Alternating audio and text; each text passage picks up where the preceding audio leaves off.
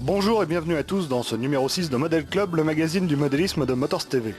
Au sommaire, la plus prestigieuse des compétitions de l'aéromodélisme, le championnat du monde de voltige radiocommandé qui s'est déroulé fin août 2001 à Cork en Irlande.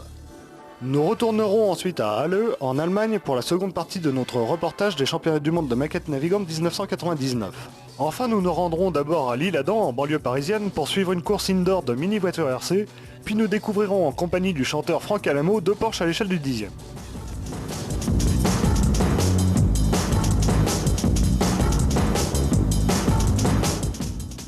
Bassin d'aviron olympique de Halle, près de Leipzig, nous voici de retour au championnat du monde de maquettes navigantes 1999. Nous allons cette fois-ci nous intéresser plus particulièrement aux maquettes les plus grosses, celles de la catégorie F2C, c'est-à-dire mesurant plus de 1m40 de long, et plus particulièrement encore aux navires de guerre, à commencer par ce super Blützow de Güter Rundolph, traité à l'échelle du 150e.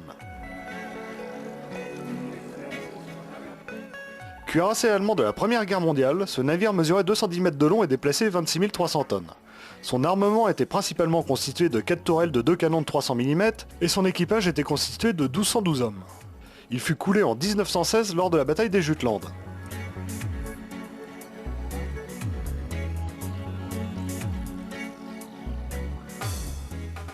Imposante sur l'eau mais quelque peu ballottée dès que le vent agita le bassin, cette maquette ne terminera que 3ème du classement général malgré un très bon statique.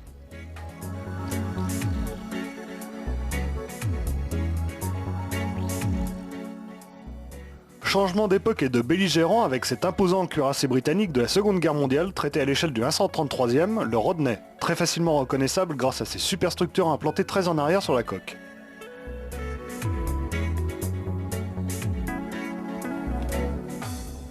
Une grosse unité de 214 mètres de long qui déplaçait 35 500 tonnes et dont l'armement lourd était pour sa part constitué de 9 tubes de 400 mm. La maquette du Tchèque Jiří Spinar termine 6ème du concours.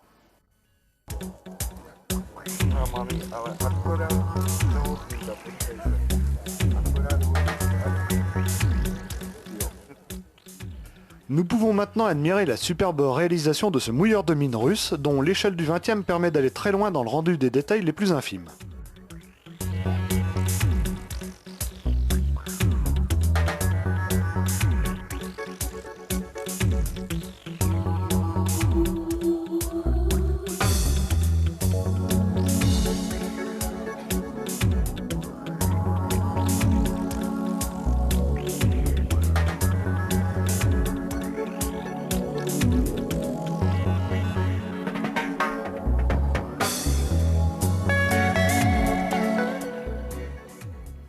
Cependant, cette maquette de l'allemand Frank Kressmoff ne termine que 9ème, car on peut faire mieux à cette échelle, comme le prouve la maquette que nous allons découvrir maintenant.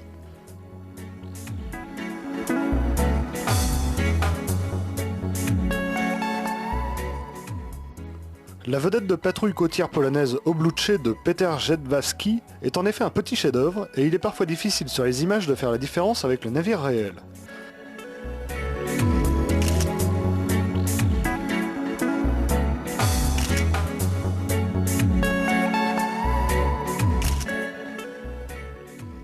Il faut ici rappeler que ces maquettes ne sont pas issues de kits, mais réalisées de A à Z par les concurrents en partant simplement des plans du navire échelon. Ils doivent donc tout réaliser par leurs propres moyens, à castillage y compris, et vous ne serez donc pas étonné de savoir que de telles réalisations nécessitent quelquefois plusieurs milliers d'heures de travail étalées sur plusieurs années.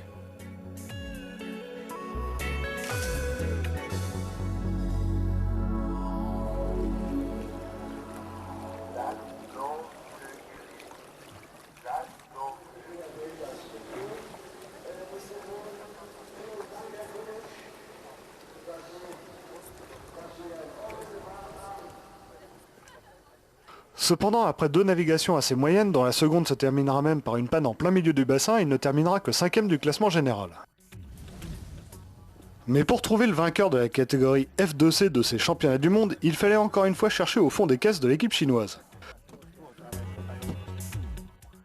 Nous découvrons donc ici en gros plan les détails du pont du Xiang Yanghang 10 du chinois Zhu. traité à l'échelle du 1/75e. Il est pratiquement réalisé intégralement en métal, aussi bien en ce qui concerne la coque qui est en cuivre que pour les superstructures. C'est ce qui permet pour beaucoup d'arriver à une telle finesse dans les détails.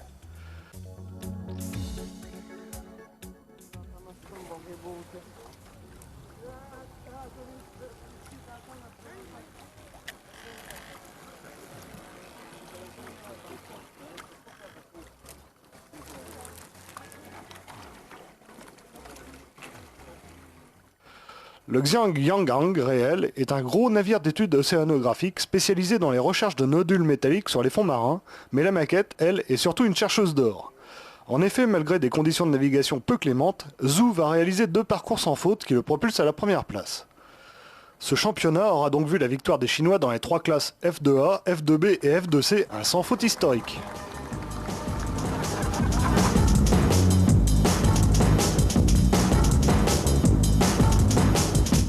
Plus de 100 pilotes représentant 39 nations s'étaient donné rendez-vous fin août 2001 sur l'hippodrome de Mallow, près de Cork, en Irlande, pour le 22e championnat du monde de voltige F3A. Organisée pour la première fois en 1957, la plus prestigieuse des compétitions aéromodélistes a évidemment beaucoup évolué en fonction des progrès techniques des cellules, bien sûr, mais aussi et surtout des radiocommandes. Si à l'origine les programmes ne comportaient qu'une demi-douzaine de figures basiques, les enchaînements sont aujourd'hui d'une rare complexité et on demande aux pilotes un degré de précision tout à fait extraordinaire dans leur pilotage. Il faut en effet savoir que le jugement se base sur la perfection géométrique des figures et que par exemple, une erreur de 10 degrés dans une rotation fait perdre un point. Mais voyons les détails du déroulement de la compétition avec le président du jury, le Sud-Africain Bob Skinner. Le programme des vols que les pilotes ont à effectuer dans cette compétition est divisé en 3 séries. La première série, que nous appelons les programmes préliminaires, sont relativement simples et doivent évidemment être connus et pratiqués couramment par les pilotes du monde entier. Nous avons donc ainsi un programme de référence, un standard bien maîtrisé par tous les pilotes. Puis, les 30 meilleurs pilotes sont qualifiés pour la seconde manche de la compétition, les semi-finales, et son programme est nécessairement plus ardu, impliquant des enchaînements de figures beaucoup plus compliqués pour faire la différence entre les meilleurs pilotes et les pires. Enfin, pour la troisième partie de la compétition, et c'est là la chose intéressante, c'est que nous avons des figures semi-inconnues. Les programmes sont composés le soir précédant les vols et les pilotes n'ont pas le droit de les répéter, que ce soit avec un modèle réduit d'avion ou avec un simulateur, avant de les découvrir en vol le lendemain, durant la compétition. Il s'agit parfois de figures très difficiles qui vont permettre de départager les 10 meilleurs pilotes et de choisir parmi eux le champion du monde. Traditionnellement, le Japon fait partie des nations les plus fortes de cette discipline. Il faut dire qu'avec plus de 120 000 pratiquants licenciés, l'aéromodélisme est presque un sport de masse dans l'archipel du Soleil Levant et que les champions de voltige RC y sont presque aussi connus que les coureurs cyclistes.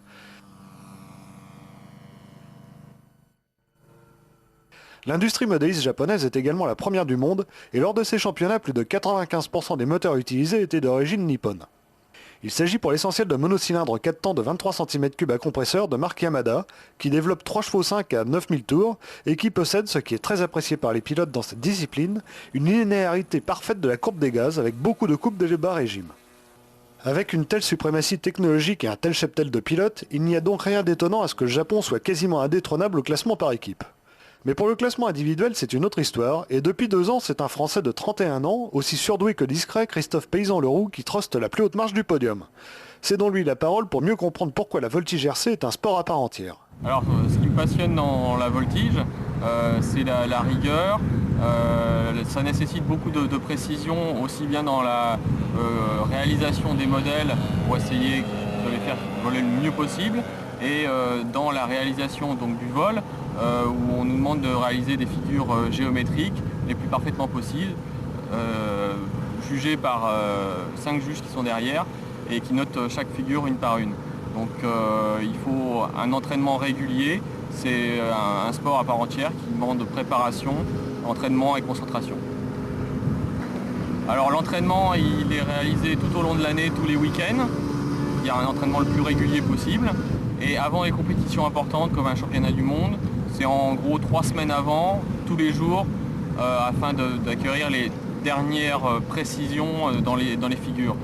Alors c'est malheureusement un sport, on ne peut pas en vivre, mais quand on atteint le niveau international, on trouve assez facilement des sponsors qui nous aident matériellement, en nous donnant des moteurs, des radiocommandes, en nous aidant dans la réalisation des modèles aussi. Ça permet au moins, si on ne gagne pas d'argent, de ne pas trop en dépenser et que cette passion ne nous coûte pas trop cher, quoi. Donc je vais vous présenter mon modèle. Il s'agit d'un modèle donc, de voltige type F3A. Donc la réglementation nous impose de ne pas dépasser 2 mètres d'envergure et 2 mètres de longueur et un poids maximum de 5 kg. Donc mon modèle fait 1,90 m d'envergure pour 1,99 m de long. Le poids est de 4,370 kg. Le moteur est un moteur 4 temps de 23 cm3, équipé d'un résonateur en carbone pour gagner un peu de poids. Il est équipé d'une radiocommande Futaba avec un cerveau sur chaque aileron et un seul cerveau pour la profondeur et un seul pour la direction. Si Christophe est incontestablement la star du moment, la Voltige RC a pourtant connu un champion légendaire, l'Autrichien Hanno Pretner, qu'il est encore loin d'avoir égalé, puisque celui-ci avait déjà remporté 7 titres mondiaux d'affilée avant de s'en faire déposséder par un jeune américain, alors âgé de 17 ans, Chip Hyde, que l'on voit ici à l'écran et qui reste encore aujourd'hui le principal rival du pilote français. Vous remarquerez que, comme leurs homologues grandeur, ces avions de voltige sont dotés de trains fixes. Cela permet en effet de gagner pas mal de poids, et en outre, certains pilotes affirment que cela améliore les performances en tonneau déclenché par exemple.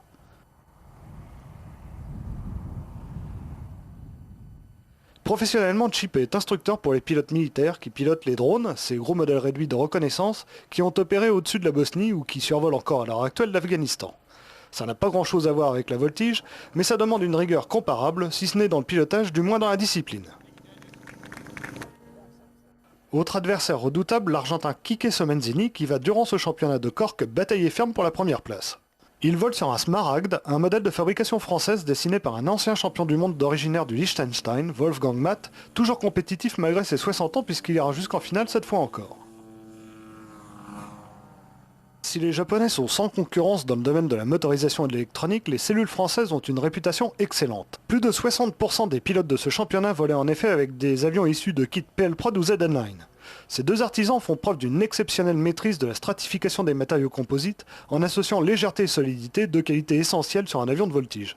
D'ailleurs, ZN9 travaille également pour les avions Mudry, les fabricants des fameux câbles de compétition en voltige grandeur.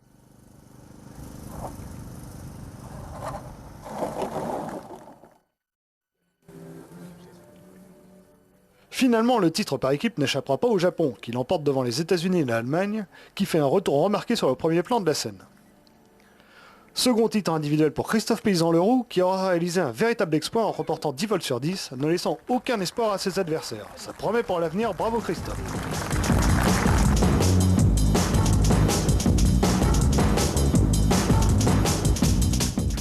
L'Isle-Adam, banlieue parisienne, novembre 2001. S'il fait froid dehors, il y a une chaude ambiance dans la salle du club de loisirs municipal pour cette première manche de la Mini Z Cup 2002. Cette nouvelle discipline de mini auto RC à l'échelle du 24e est particulièrement bien adaptée aux courses en salle, découverte d'une catégorie pleine d'avenir. Alors Monsieur Vray, vous êtes le président du club organisateur, est-ce que vous pouvez nous raconter un peu l'histoire de ce club, le nombre de pratiquants, est-ce que vous pratiquez en général? Bien sûr, eh bien, nous sommes un club de 45 adhérents en ce moment, on a essentiellement vu le jour en 1985, avec une activité première qui est essentiellement le TT 1/8e. En plus, aujourd'hui, c'est une grande première pour nous puisque nous faisons une grande course de Mini Z, c'est la première de la saison. Il y en aura 5, c'est bien évidemment. C'est une première pour nous parce qu'on essaye de se diversifier un petit peu et on fait donc de la Mini Z, du 10e voie étroite. C'est une spécialité qui monte et en plein essor. Alors, est-ce que vous pouvez nous donner les caractéristiques techniques de la piste de Mini Z? Alors, la piste ici, effectivement, est fait donc, on est sur un carré de 8 mètres par 8 mètres. On a à peu près entre 55 et 60 mètres de développé. La piste fait une largeur de 1 mètre, constante, et je dirais avec une partie assez rapide et une partie un peu plus technique. Néanmoins, je dirais les deux catégories dans cette course de Mini Z, une catégorie Touring et une catégorie F1.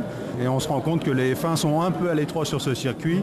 Et on se rend compte que l'évolution de la discipline va devoir voir naître des pistes qui soient un peu plus spécifiques pour cette spécialité qu'est la F1, pour qu'elle puisse un peu mieux s'exprimer. C'est clair, voilà.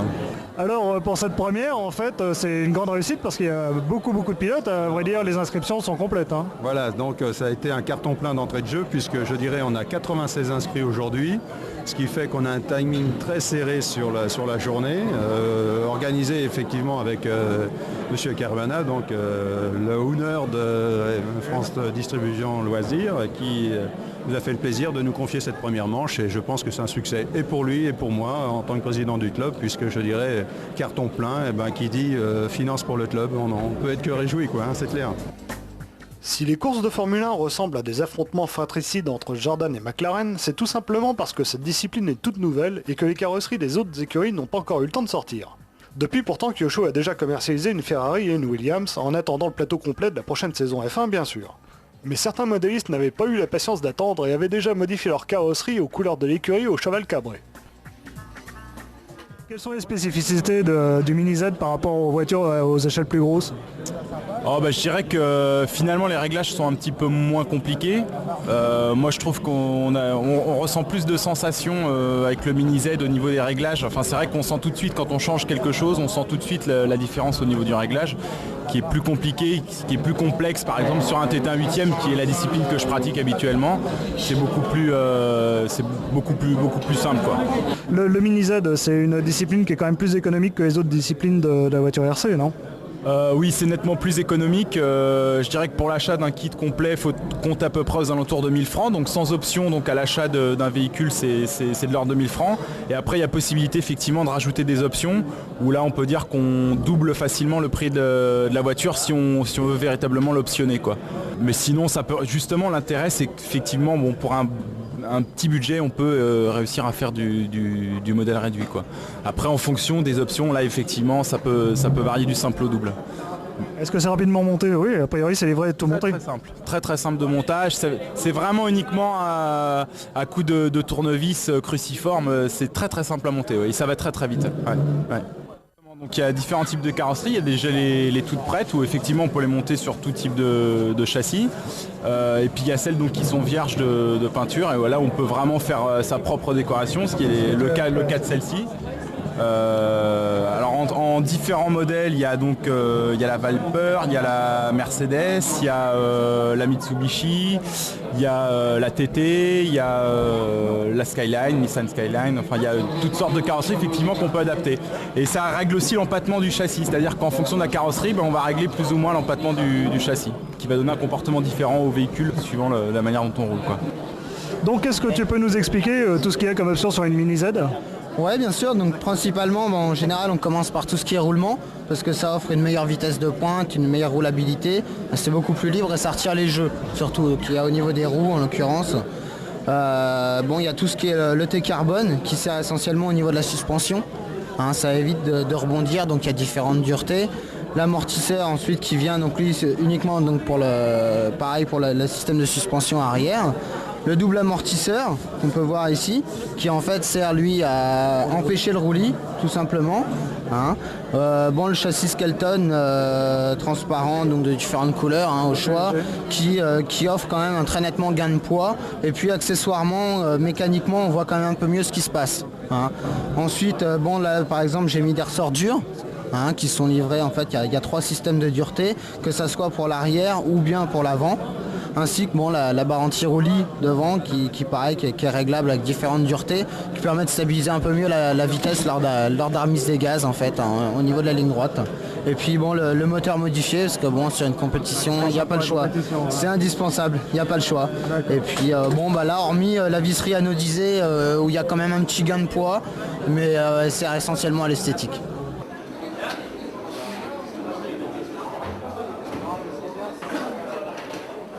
On peut vous demander ce que vous faites là ? Oui, je suis en train de traiter les pneus Ouais, pour donner plus d'adhérence à la voiture.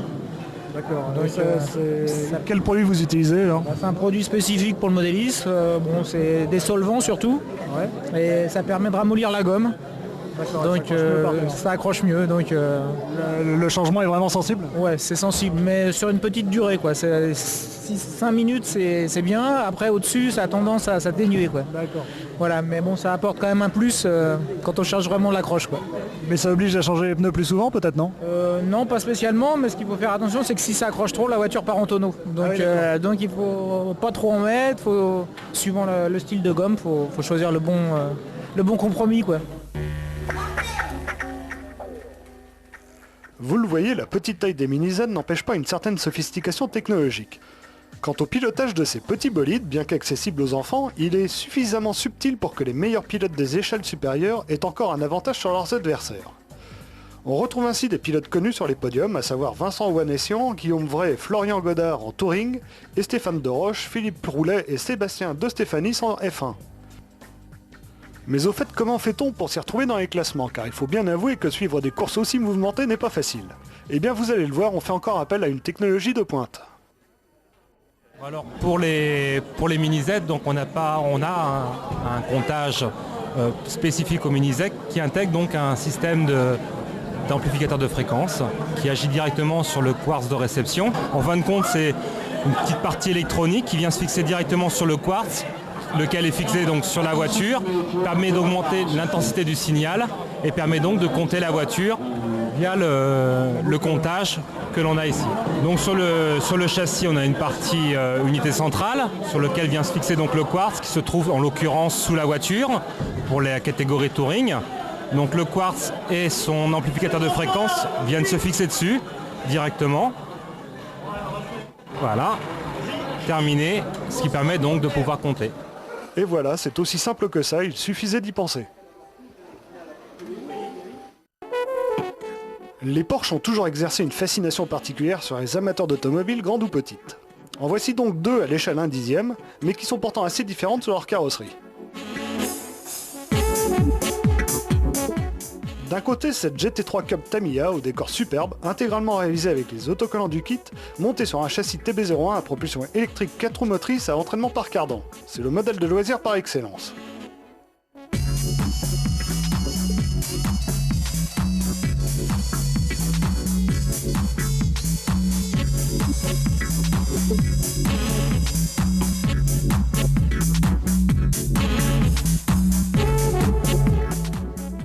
De l'autre, cette bestiale 911 Turbo HPI Super Nitro, 2 roues motrices dotées d'un moteur de 2 cm3 à lanceur par tirette. Un modèle autrement plus nerveux et difficile à maîtriser pour un débutant. Pour nous donner son avis sur ces deux bolides, nous avons fait appel à un grand connaisseur des véritables Porsche, puisqu'il en a possédé 21 au cours de sa carrière, le chanteur Franck Alamo, devenu depuis constructeur automobile. Franck Alamo, bonjour, bienvenue sur le circuit du Château des Marmousets. C'est un plaisir de voir toutes ces petites voitures, hein. C'est super. On ne vous présente plus, vous êtes un grand chanteur, vous avez vendu des millions d'albums dans le monde entier avec Biche au Ma Biche. Vous êtes aussi constructeur automobile. Ah bah depuis longtemps, je suis constructeur automobile depuis près de 18 ans maintenant. Vous pratiquez, restez passionné des modèles radiocommandés. On brûle d'envie d'en savoir plus aujourd'hui, c'est l'occasion. Alors tout d'abord, vous avez découvert très jeune les modèles réduits, les bateaux, je crois que c'était un sous-marin, pouvez-vous nous en dire plus? Oui, mon père était dans la radio, comme tout le monde le sait, les téléviseurs Grandin. Et il y avait des ingénieurs là-bas et il y en avait un qui était fou de modélisme déjà à l'époque, mais c'était il y a très très très longtemps, c'était en 53 ou 54. Et ils avaient équipé un sous-marin d'environ 1 mètre, avec une télécommande, et le sous-marin pouvait tourner à gauche, à droite et même plonger. Il y avait des ballasts qui étaient commandés radioélectriquement, enfin c'était vraiment très très bien foutu. Mais j'étais beaucoup trop jeune pour apprécier ce truc qui, si j'avais gardé ça, ça aurait été formidable, mais il a dû être cassé. Et je crois que c'était plus facile à manier aussi. C'était beaucoup plus facile à manier que les voitures, parce que les voitures, c'est des engins relativement difficiles pour un néophyte en tout cas. Vous avez choisi aujourd'hui de tester une Porsche, donc on en a pris deux pour vous, une Porsche thermique et une électrique. Alors j'aimerais que vous nous fassiez partager vos sensations sur le circuit. Bah, écoutez, j'ai une nette prédilection pour la Porsche thermique, parce que c'est quand même un engin plus sympathique à conduire, rien qu'avec le bruit déjà. En plus, elle est un peu plus grosse que la Porsche électrique. L'avantage sur les électriques, c'est qu'il y a une marche arrière. Alors quand on se met dans le décor, on peut essayer de s'en sortir. Avec la thermique, on est obligé de courir sur le terre-plein. Bon, sur le plan esthétique, comment les trouvez-vous? Je les trouve très très bien faites. Elles sont très belles. On dirait des vraies. Elles sont exactement comme des vraies. Sur le plan de la stabilité, comment les avez-vous trouvées sur circuit? Écoutez, compte tenu que c'est des voitures qui, si on remettait ça à l'échelle 1, c'est des voitures qui l'auraient à 800 à l'heure, enfin entre 7 et 800 à l'heure. Elles ont tout à fait le galbe et tout à fait la forme qu'il faut pour pénétrer dans l'air, et les accélérations sont foudroyantes. C'est absolument extraordinaire. De 0 à 100 km en moins d'une seconde 2 ou un truc comme ça. Alors que la plus grosse des Porsche que j'avais était un petit peu moins en dessous des 3 secondes 8 ou 3 secondes 9. Mais enfin, c'est effrayant. Hein. Une vraie voiture comme ça serait effrayant. Si vous deviez en emmener une avec vous, laquelle choisiriez-vous? Celle-là. La plus chère, j'en étais sûre. C'est pas le prix d'une voiture quand même, c'est le prix d'une voiture, d'un jouet, mais un beau jouet. Dernière question, donc pour conclure, vous allez sortir le printemps prochain donc une Jeep Saiga avec un moteur Peugeot 206, pouvez-vous nous en dire plus? Oui, bien sûr, ça va être une voiture assez atypique, c'est-à-dire que quand on la verra, on ne pourra pas se tromper, on saura que c'est une Saiga. Comme en ce moment, on sait ce que c'est qu'une Smart ou qu'une Multipla pour les Italiens. On voit que c'est des voitures qui sont un peu bizarres, mais les gens s'y font. Et à mon avis, la Saiga, elle sera aussi bizarre que ces deux voitures-là. Ça n'aura rien à voir, puisqu'elle aura un peu l'avant du Hummer américain, elle aura un peu l'arrière d'autre chose. Enfin, vous verrez, elle sera très chouette. En tout cas, est-ce que ce sera un 4x4 tout-terrain? Ça sera au départ une traction avant et à la suite, vraisemblablement, un 4x4 tout-terrain, bien sûr. Très bien. Merci à vous pour ces instants de plaisir et ces émotions partagées avec vous, Franck Alamo. Merci. Et c'était un plaisir.